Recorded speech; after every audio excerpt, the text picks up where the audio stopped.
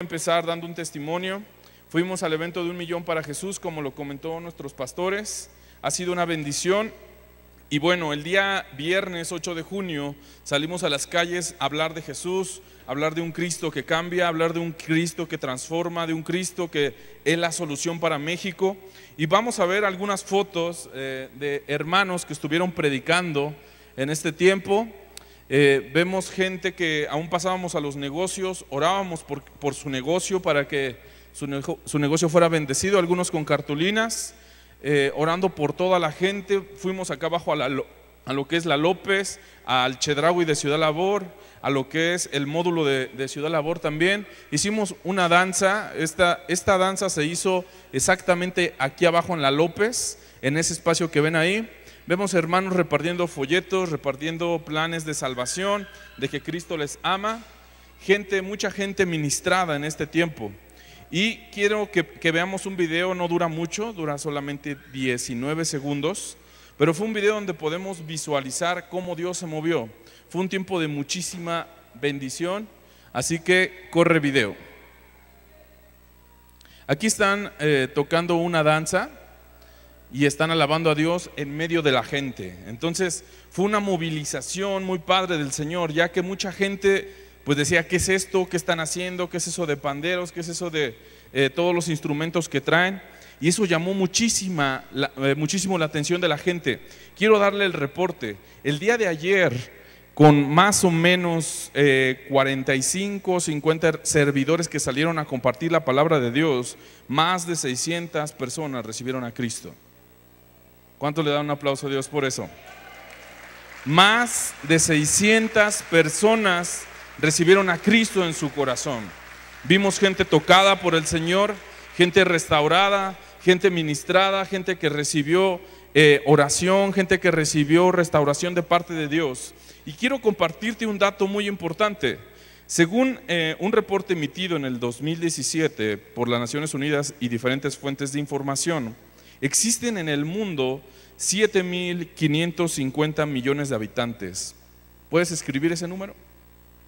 Suena como muy largo. 7.550 millones de habitantes. Y es la voluntad de Dios que esos 7.550 millones de habitantes se salven a través de Cristo Jesús. El problema de la iglesia hoy en día es que solamente el 5% de la iglesia trabaja. ¿Cuántos ya pueden abrir las cortinas si gustan? ¿Cuántos recuerdan la historia de los leprosos? ¿Cuántos leprosos sanó Jesús? 10. ¿Y cuántos le dieron gracias? Significa que solamente el 10% del 100% de las bendiciones que Dios da, solamente el 10% es agradecido. ¿Sabía que usted más o menos, esa es la estadística, del 5 al 10% de la iglesia solamente trabaja? Los demás no hacen nada. ¿Y usted cómo puede saber si usted trabaja o si no trabaja perteneciendo a esta casa de Dios? Pregúntese de una manera muy sencilla si en el transcurso del último año ¿cuántas personas ha traído a Cristo? Si su respuesta es no he traído ninguna, usted es parte de ese 95% que no trabaja. Es parte de ese 95% que no hace nada y que nada más viene a la iglesia. Como iglesia, hermanos, necesitamos entender que Cristo viene pronto. ¿Sabía usted que el 90% de las señales que Cristo dijo que se cumplirían ya se cumplieron? Rumores de guerras, enfermedades y otras cuantas señales en el cielo ya se han cumplido. Cristo viene pronto. La primera vez que vino Cristo, vino en forma de gracia, vino en forma de amor, vino a salvar, vino por los suyos, pero Cristo viene por segunda vez, hermano, y esta vez no viene en forma de gracia, esta vez viene en forma de juez, y lo primero que Jesús va a juzgar es su casa. Lea usted Apocalipsis, el libro de Revelación, y los primeros 5 capítulos Jesús se la pasa haciendo cuentas con sus iglesias. Jesús viene por segunda vez, hermano. Tenemos que entender que el tiempo está cerca. Tenemos que entender que el infierno es real. Cristo predicó más del infierno que del cielo, porque en el infierno no hay vuelta atrás. Para Cristo es muy importante que la iglesia trabaje y que seamos luz en medio de las naciones. Pero para poder evangelizar, quiero que veamos un marco histórico de cómo evangelizaba la primera iglesia en el libro de los Hechos. Quiero que saque su Biblia, por favor, y vayamos al libro de Hechos, en el capítulo 2, en el versículo 41. ¿Cómo trabajaba la primera iglesia? Esta iglesia no era una iglesia así como que los miembros estaban ahí y como que venían de otras congregaciones. Era la primera iglesia. Cristo apenas había ascendido al cielo. No había otra congregación, no había cursos bíblicos, no había un formato sencillo con el que los hermanos de la iglesia de los Hechos se pudieran familiarizar. Solamente había una cosa, y esa cosa era el Espíritu Santo. Ellos desarrollaron intimidad con el Espíritu Santo. Ellos desarrollaron crecimiento con el Espíritu Santo y revelación de Cristo. Y vamos a ver en el capítulo 2 del libro de los Hechos. Cada capítulo del libro de los Hechos aproximadamente es de un año. El libro de los Hechos cuenta con 28 capítulos. El transcurso en el que se escribe este libro aproximadamente es de 28 años. Entonces vemos en el capítulo 2, después de que el Espíritu sopló, después de que vinieron las lenguas, vamos a ver qué es lo que pasó en esta iglesia. Dice en el versículo 41, así que los que recibieron su palabra fueron bautizados, y se añadieron aquel día como 3,000, ¿qué dice ahí? 3,000 personas, y perseveraban en la doctrina de los apóstoles, en la comunión unos con otros, en el partimiento del pan y de las oraciones. Jesús movió a esta iglesia. Jesús fue revelado a esta iglesia. Esta iglesia tenía una revelación de quién era Cristo para ellos. Esta iglesia vemos que empieza a evangelizar, que empiezan a suceder milagros en el transcurso del capítulo 2 al capítulo 9. Usted va a leer muchos milagros, hasta el capítulo 10 me parece que también muchos milagros, gente sanada, gente restaurada por los apóstoles. Y en el capítulo 9 empieza la persecución.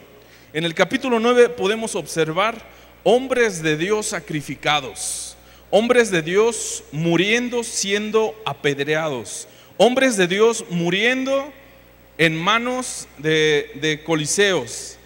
El mismo Pablo relata en su testimonio cómo él sacrificaba a los cristianos. La pregunta que yo me hago acá es, ¿por qué una iglesia que apenas había nacido decidió nunca negar a un Jesús que apenas había conocido? Porque ellos tenían relación con el Espíritu Santo, hermano. Ellos sabían claramente quién era Cristo para ellos. Ellos tenían una revelación de qué significaba Cristo para ellos. El Señor Jesús había dejado una huella en su corazón. Ellos tenían una identidad de hijos y ellos preferían morir, preferían entregar todas sus pertenencias para el reino que dejar a Jesús. Esa era la iglesia de los primeros tiempos, hermano. Y vamos a ver cuál es la base del libro de los Hechos en el capítulo 1, versículo 1.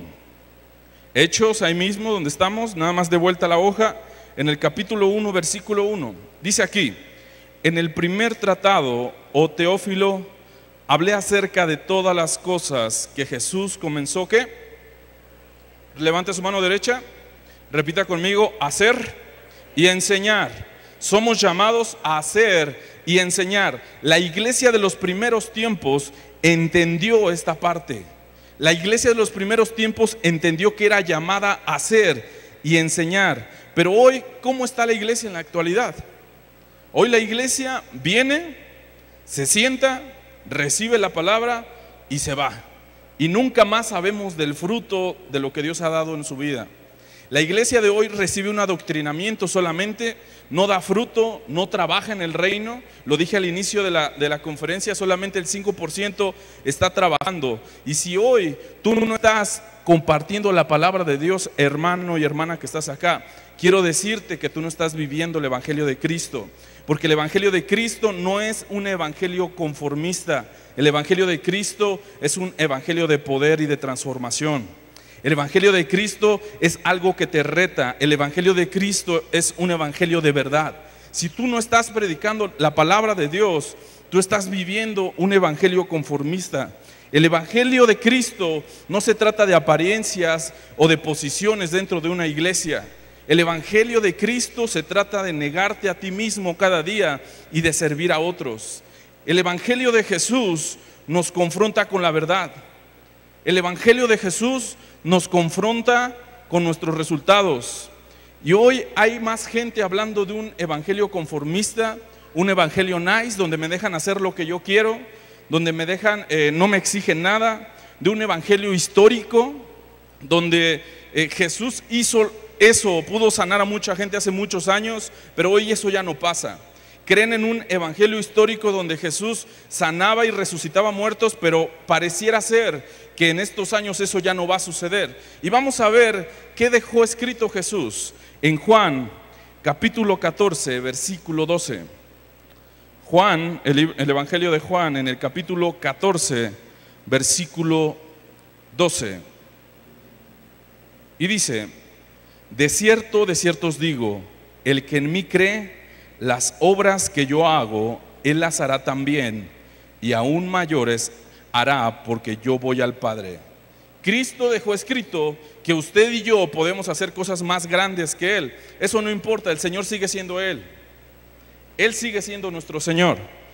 Y Cristo quiere que nosotros empecemos a hablar del evangelio que transforma y que tiene poder. Porque cuando usted empieza a hablar del evangelio que tiene poder, los milagros empiezan a suceder. Cuando usted empieza a hablar de un evangelio que transforma, las cosas empiezan a suceder. Como iglesia estamos llamadas a tomar el lugar que Cristo nos dio. Cuando Jesús se fue, Él dejó la estafeta a la iglesia. No hay forma de que el mundo conozca a Jesús si no es por la iglesia. Jesús dejó a la iglesia para que la iglesia hablara al mundo y creara un punto de conexión entre el mundo y la iglesia.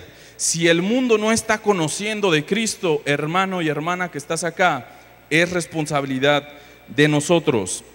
El hermano Wynne Myers dice: si el evangelio no te ha cambiado, es porque no te ha llegado. Si sigues viviendo de la misma manera, si sigues pidiendo perdón por los mismos pecados, si sigues con los mismos problemas, hermano, tú no estás viviendo el evangelio de Cristo. Tú estás viviendo un evangelio conformista. Dios está llamando a esa iglesia para que su iglesia sea luz del mundo. Repite conmigo: luz del mundo. No es luz de la iglesia, es luz del mundo, para salir allá afuera y ser luz. La iglesia es la encomendada por Dios para extender el reino de Dios aquí en la tierra. Y quiero que veamos un punto muy importante de cómo Jesús predicaba.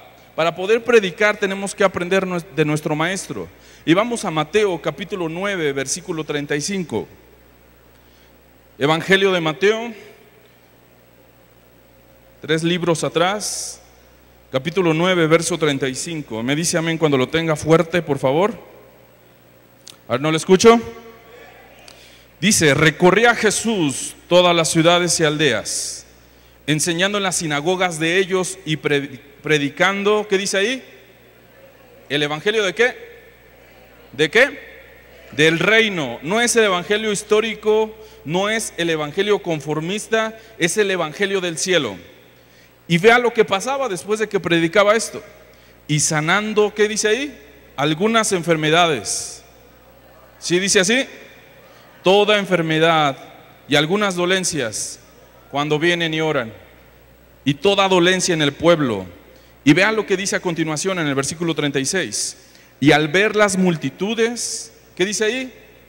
Tuvo compasión de ellas, porque estaban desamparadas y dispersas como ovejas que no tienen pastor.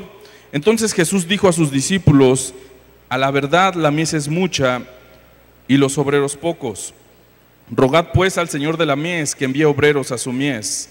Este, hermano, no es un evangelio motivacional, no es un evangelio que va a hacerte sentir bien. Este es el evangelio de Cristo. Intenta predicarle un evangelio motivacional a alguien que quiere suicidarse. Intenta predicarle un evangelio motivacional a alguien que ya no quiere nada con su familia. Eso no va a cambiar su vida. Lo único que puede cambiar la vida de una persona así es un evangelio de poder y de reino y de transformación. ¿Cuántos dicen amén a eso? Hemos visto la mano de Dios sanando a muchas personas. Y hoy Dios estuvo tocando en esta semana a través de un evangelio de poder, a través de la misericordia. Y quiero platicarles de que va a pasar a alguien a contarles un testimonio de una persona, una chica que en lo que estábamos en la campaña evangelística, predicando y algunas danzas, fue impactada por el poder de Dios. Quiero que ponga mucha atención. Buenas tardes, yo me encontraba con el equipo en danza, estábamos danzando en las calles, entonces había una chica que se llama Consuelo, tiene 22 años, ella vive en las calles, se estaba drogando mientras nos veía danzar y yo vi cómo el poder de Dios impactó su vida, pues al vernos se acercó poco a poco y yo vi que miraba fijamente a las chicas, los heraldos, los panderos, entonces no dudé en darle un heraldo. Y cuando yo se lo doy, ella inmediatamente suelta la droga y comienza a danzar. Entonces, pues, eso muy padre. Ella, de una compañera, la llevó a aceptar a Cristo en su corazón. En un principio no podía decir el nombre de Jesús. Oramos por ella y el amor de Cristo permitió que ella lo aceptara. Ella oró, lloró y pues gracias a Dios. ¿Cuánto le dan gloria a Dios por eso? Es la chica que vemos aquí en la imagen. Ella recibió el poder de Dios, no podía orar, no podía hacer la oración de salvación y de repente vio la danza, le dieron ese instrumento para danzar y aventó la droga que traía en la mano y recibió el poder de Dios. Porque dice en el versículo 36, y al ver las multitudes tuvo compasión de ellas. Jesús era inspirado por amor y era movido por misericordia. Continuamente vemos en los evangelios de Cristo que Cristo cumplía su llamado, pero Él siempre era movido por misericordia. ¿Qué es la misericordia? La iglesia hoy tiene un déficit de misericordia. La gente hoy no quiere ayudar a su prójimo. Es impresionante que haya más gente allá afuera que tiene misericordia que gente de aquí de la misma iglesia.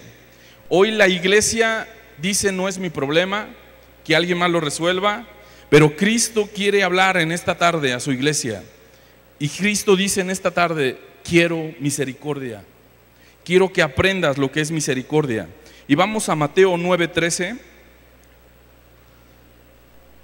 Mateo, libro de Mateo, Evangelio de Mateo, capítulo 9, verso 13. La misericordia, hermano, es una característica de la gente que Dios más usa. Si tú no amas, si tú no tienes misericordia, es difícil que puedas extender el reino. Y dice aquí en Mateo 9:13: id pues y aprender lo que significa. ¿Qué dice ahí? Más fuerte: misericordia quiero y no sacrificio, porque no he venido a llamar a justos, sino a pecadores al arrepentimiento. Cuando Jesús en el capítulo 9 que estamos leyendo habla de aprender lo que significa misericordia, no está hablando a un grupo de judíos normales, no está hablando a cualquier gente. Él está hablando a fariseos y escribas. Y los fariseos y escribas eran un grupo, los fariseos tenían la F, que significaba los más apartados, y eran como que la gente que estudiaba la Biblia. Entonces Jesús llega con ellos y les dice: id pues y aprended lo que significa misericordia quiero. Eso, hermano, es casi una falta de respeto para un maestro de la ley. Ellos sabían la escritura que Jesús estaba citando en ese entonces, que viene en Oseas capítulo 6, verso 6, que dice que Dios valora más la misericordia que el sacrificio. Pero Jesús les está diciendo: id pues y aprender lo que significa misericordia. ¿Usted cree que ellos no sabían el significado de la palabra misericordia? Ellos lo sabían perfectamente, pero ellos no lo practicaban. La misericordia del reino de Dios no se trata de saber un concepto, sino de amar a tu prójimo como a ti mismo. Esa es la misericordia que Dios quiere que tú y yo practiquemos. Tú sabes que hay gente que tiene necesidad. Hoy quiero hacerte un reto. ¿Podrías comprar una pizza?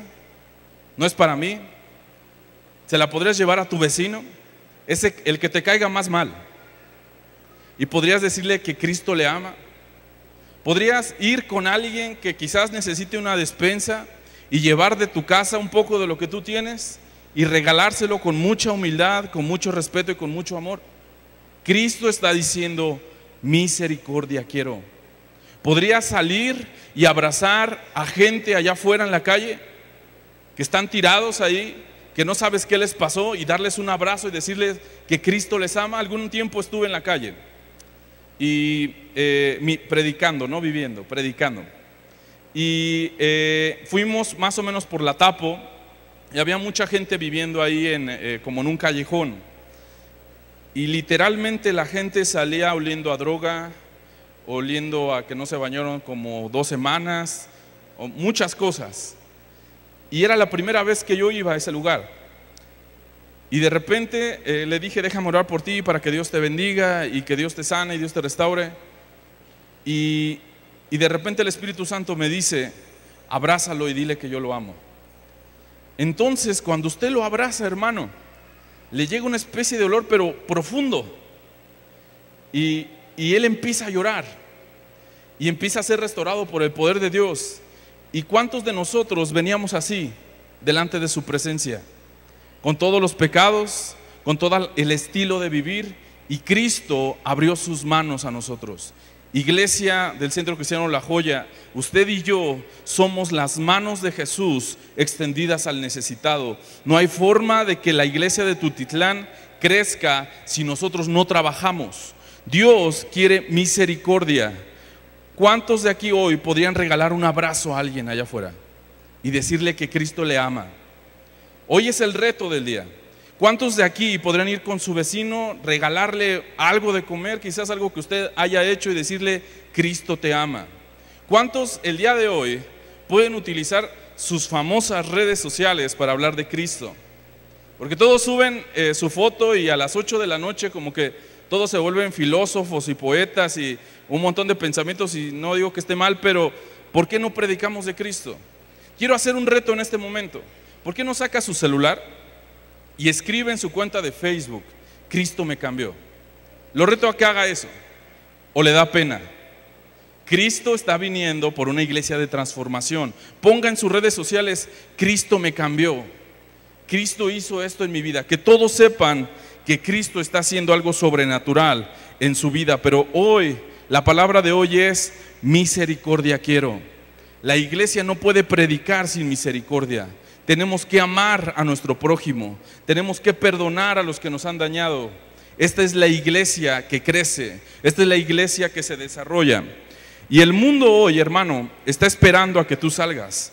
El mundo hoy, tú estás siendo preparado en este lugar como en un cuartel para aprender de Dios. Y al mismo tiempo como tú estás acá aprendiendo de Dios, afuera en la calle, el mundo está siendo preparado para poder escucharte. Dice Romanos capítulo 8, versículo 19. Quiero que vayamos a Romanos capítulo 8, verso 19.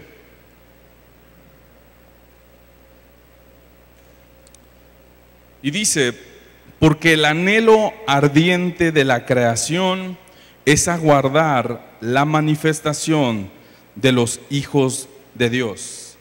Los hijos de Dios están siendo llamados allá en el mundo para ser manifestados. El mundo está esperando que tú y yo nos manifestemos, que tú y yo nos hagamos vistos. Manifestar significa hacer algo público, algo evidente. El mundo, hermano, está esperando que la iglesia sea algo visible para ellos. El mundo está esperando que tú y yo creemos un punto de conexión entre el mundo y Cristo Jesús. Estuvimos en el taller de 1 millón para Jesús y yo les decía a ellos, hay gente como que quieren orar y como que quieren profetizar en ese momento, o no sé qué les da por hacer oraciones extrañas, pero la palabra de Dios dice que si nosotros ponemos nuestras manos sobre los enfermos, ellos sanarán. ¿Cuántos dicen amén a eso? Nuestro trabajo solamente es poner la mano sobre el enfermo. El trabajo de Dios será sanarlo. ¿Me explico? Nuestro trabajo es ser portadores de su Espíritu Santo. Dios ha dicho que Él ha depositado un tesoro especial en vasos de barro. Usted y yo somos ese vaso de barro. El trabajo de Dios será proveer de su Espíritu Santo. El trabajo de nosotros es proveer a Dios de un vaso limpio que Él pueda usar. Usted no se preocupe por qué va a pasar en ese momento cuando usted predique. No se preocupe por qué va a pasar cuando usted ore por ese enfermo. Usted solamente provéale a Dios de un vaso y Él va a hacer cosas extraordinarias con usted. Estuve en el plan Casas, llegaron unas personas y dijeron, queremos que oren por una persona que se va a morir. Pues llegamos al lugar y era una persona que no podía caminar, veía visiones, ya casi no te contestaba bien y estaba en cama. Entonces les pregunté que qué había pasado y todo, me dijeron que tenía una especie de hernia, algo así, y que ellos me dijeron, ya vino el cura aquí, entonces nada más queremos asegurarnos que sí se vaya con Dios. Y les platiqué pues, que qué había dicho, ¿no? Entonces ellos dijeron, pues vino el cura y como era una persona de escasos recursos le dijo, pues como tú no tienes dinero te vas a morir. Entonces, pues nada más vengo a cumplir mi trabajo de evangelista y a decirte que te vas a morir, entonces que te vaya bien, ¿no? Y se fue. Entonces le dije, bueno, pues vamos a orar por él. Y esa persona no podía entender muchas cosas, estaba como que ido y enfermo, por eso que ya estaba en cama como 1 mes y medio. Entonces pongo mi mano sobre él y le digo en el nombre de Jesús, Señor, yo te pido que tú lo sanes. Y en eso el Espíritu Santo me dice, dile que va a vivir y que no va a morir. Y le digo, dice Dios que vas a vivir, no vas a morir. Hoy ese hombre está en bicicleta, hermano, anda en bicicleta. No solamente camina, corre y anda en bicicleta para la gloria de Dios, porque el evangelio es un evangelio de transformación y de poder. Toda la gloria es para Dios. Dios hace los cambios. Dios solamente necesita de un vaso que Él pueda utilizar. Y hay muchos hermanos acá que hoy dicen, pues es que pues yo no me sé toda la Biblia, quiero aprendérmela primero, y eso no está mal. La palabra de Dios dice en Hechos 1:1 que somos llamados a hacer y a enseñar. Si debemos enseñar, primero tenemos que aprender. La palabra de Dios dice también en Mateo que vayamos, bauticemos y enseñemos a todas las naciones. Pero hay hermanos que no dan fruto y están esperando como que a ser perfectos, a que todo esté perfecto para que entonces puedan predicar. Y quiero que vayamos a ver una historia en el Evangelio de Juan, capítulo 9, verso 20. Evangelio de Juan, capítulo 9, verso 20.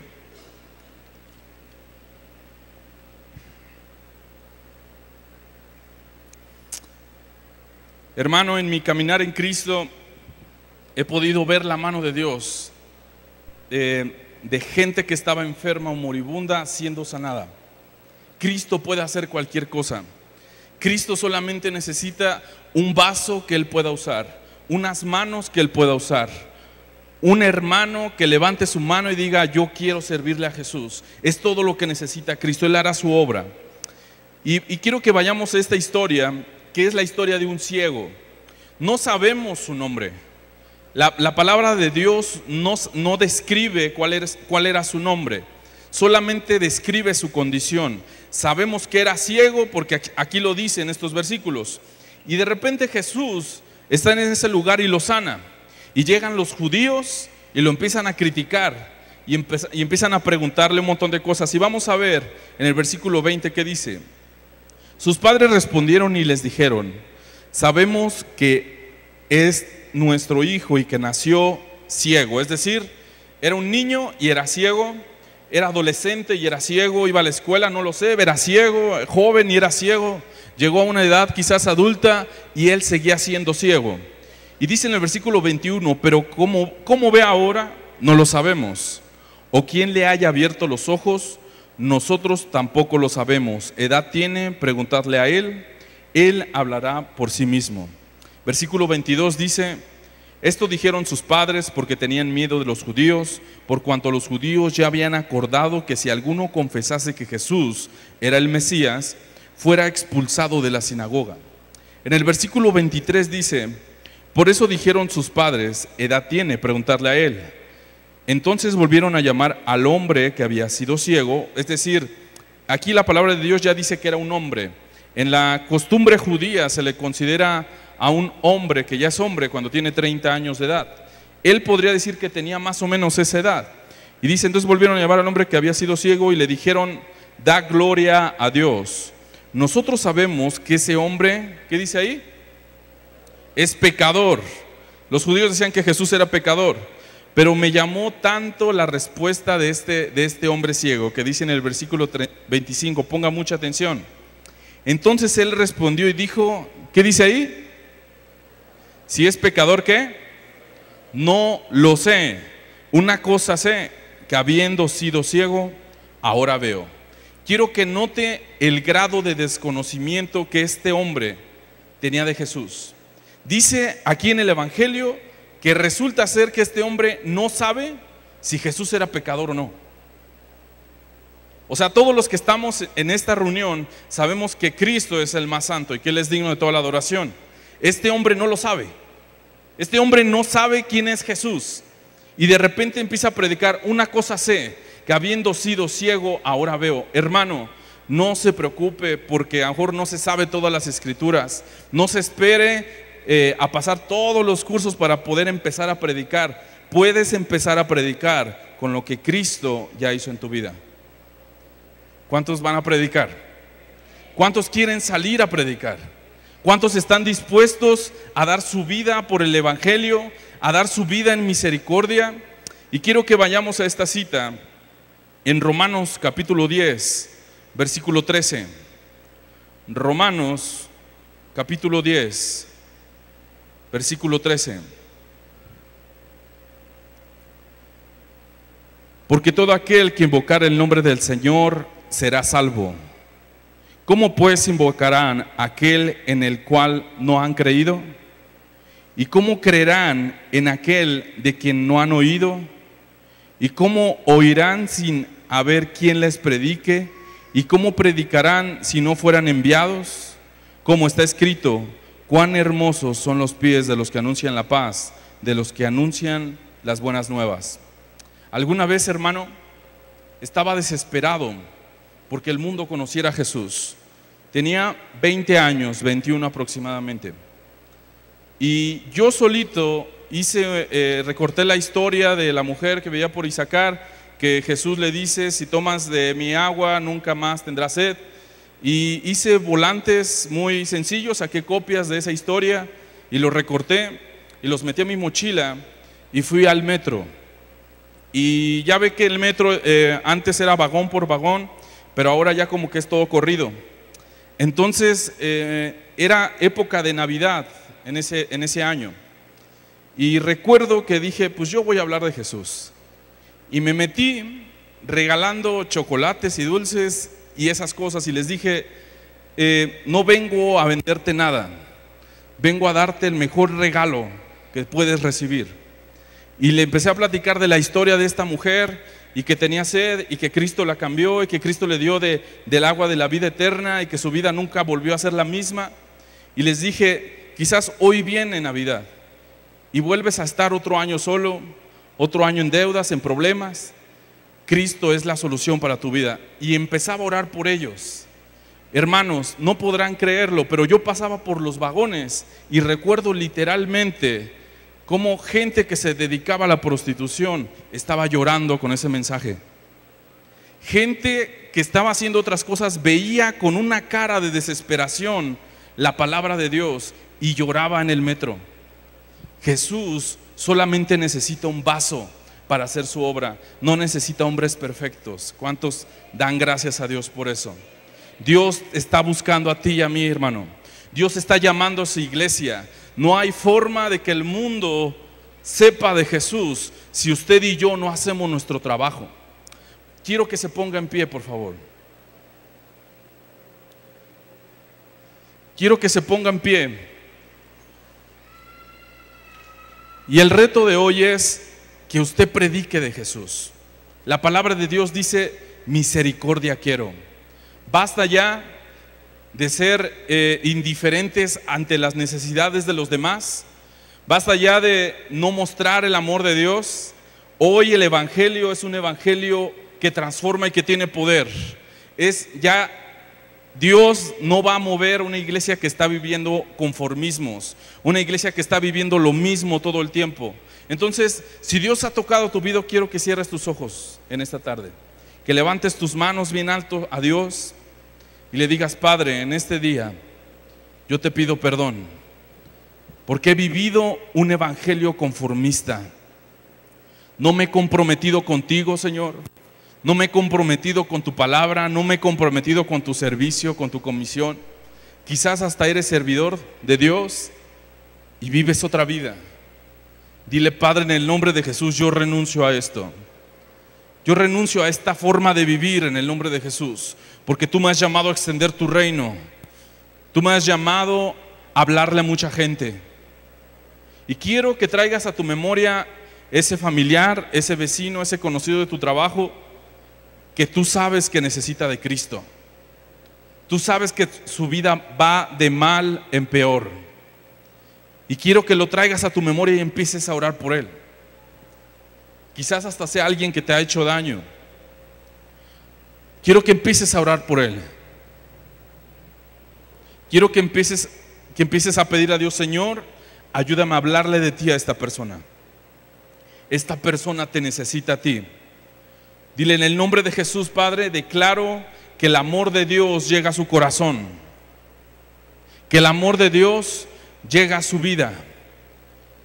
Padre, en el nombre de Jesús, declaramos que tu palabra va a correr como nunca antes. Y dile: Padre, te pido tu Espíritu Santo en esta tarde, porque yo quiero vivir un evangelio de transformación y de poder. Renuncio a vivir esta vida conformista. Renuncio a vivir esta vida donde no pasa nada, porque tú me has venido a cambiar. Tú has venido a transformarme. Y te pido que transformes mi familia, que transformes mis generaciones, que transformes a gente en mi trabajo. Que el mundo pueda verte a ti en mí, Señor. Dile: Señor, úsame. Levanta tus manos bien alto y dile: usa mis manos, Señor. Aquí están mis manos, son para tu obra. Dile: aquí está este vaso de barro, este vaso que tú formaste, este vaso donde tú has depositado tu presencia. Dile: Padre, en el nombre de Jesús, yo necesito que tú me uses. Hoy estoy dispuesto a salir. Hoy estoy dispuesto a hablar de ti. Y estoy dispuesto a tener misericordia. Dile: Señor, pon en mi corazón el amor por los demás. Voy a dar de lo tanto que tú me has dado. Voy a dar aún en provisiones, Señor. Voy a bendecir a gente. Cuando vea gente en la calle llorando, voy a abrazarles y a decirles que tú les amas. Voy a tomar como mías las peticiones de oración de mis hermanos y de la gente que no te conoce.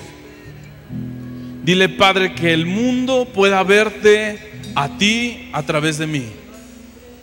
Yo soy un reflejo de tu presencia. Yo soy un reflejo de tu gloria. Y dile: Espíritu Santo, ven a mí. Ven a mí, Señor. Y dame poder. Dame ese poder del cielo, Señor, para extender tu reino como nunca antes. Este es el día de tener misericordia. Hemos recibido la misericordia de Dios. Este es el día en que tú debes ser misericordioso. Este es el día en que debes mostrarte en amor a tu hermano y hermana que está allá afuera. Es tiempo de dar. Jesús dice: misericordia quiero y no sacrificio. Misericordia quiero. Es tiempo de derramar tu corazón y ayudar a otros. Es tiempo de servir a los demás. Así que levanta bien alto tus manos mientras cantamos esta alabanza. Que desespera por ti. Tengo hambre de ti, de tu presencia. Levanta tu voz. De tu fragancia, de tu poder. Hambre que duele, que debilita, que desespera por ti. Hambre de ti.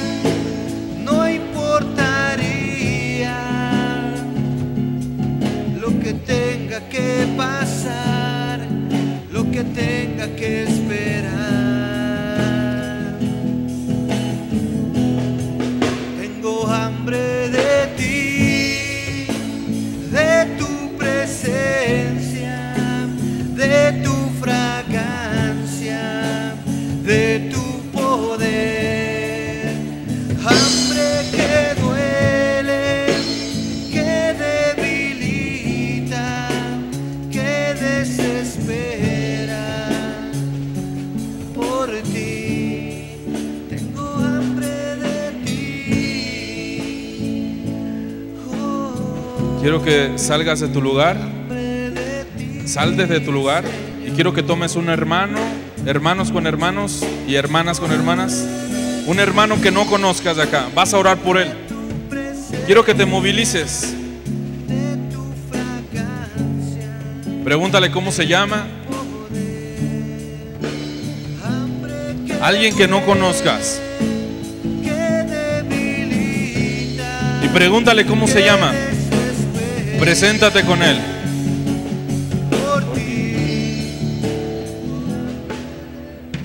Y quiero que cierres tus ojos y empieces a orar por él. Y dile: Padre, en el nombre de Jesús, yo declaro que tú eres luz sobre de él.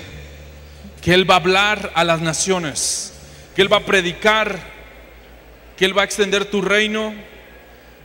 Que el poder de Jesús va a estar sobre de él en este día. En el nombre de Jesús, levanta tu voz. Clama por tu hermano. Él necesita tu oración. Padre, en el nombre de Jesús, declaramos que hay un poder que viene del cielo en este día. Que tú tocas su corazón. Señor, que él va a tener misericordia de la gente. Que él va a ser misericordioso. Que el amor del Padre está sobre su corazón. Que el amor del Padre está sobre su corazón. Que tú lo bendices en el nombre de Jesús. Que tu palabra va a fluir sobre de él. Que su casa será salva, porque hay una promesa. Hay una promesa que si él cree, toda su casa será salva. Padre, en el nombre de Jesús, úsalo poderosamente. Usa poderosamente a mis hermanas. Llénalo más y más. Y ahora di: Espíritu Santo, fuerte Espíritu Santo, ven sobre de él en este momento. Ven sobre de él y llénalo de tu presencia. Un fuego por tu llamado. Un fuego por las almas. Un fuego por la gente que te necesita allá afuera. En el nombre de Jesús. En el nombre de Jesús. Espíritu Santo, muévete con libertad en esta tarde. Oh, Rama Shandara Barraba Shandara Barraba Bashir Kandara Bashir. Espíritu de mi alma se está llenando con el poder de tu Espíritu Santo. Mi vida nunca más, mi vida nunca más, mi vida nunca más será igual. Ven y toma el trono. Ven y toma el trono, Señor. Ven y toma el trono. Toma el trono de mi corazón. Ven y toma el trono. Ven y toma el trono. Ven y toma el trono, Señor. Ven y toma el trono. Toma el trono de mi corazón.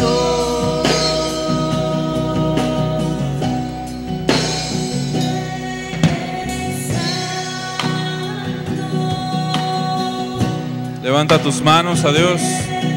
Adora a Dios. Gracias, papá.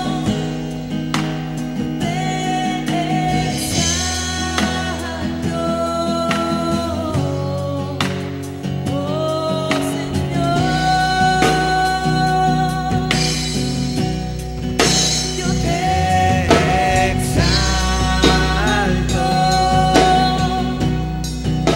Yo te exalto.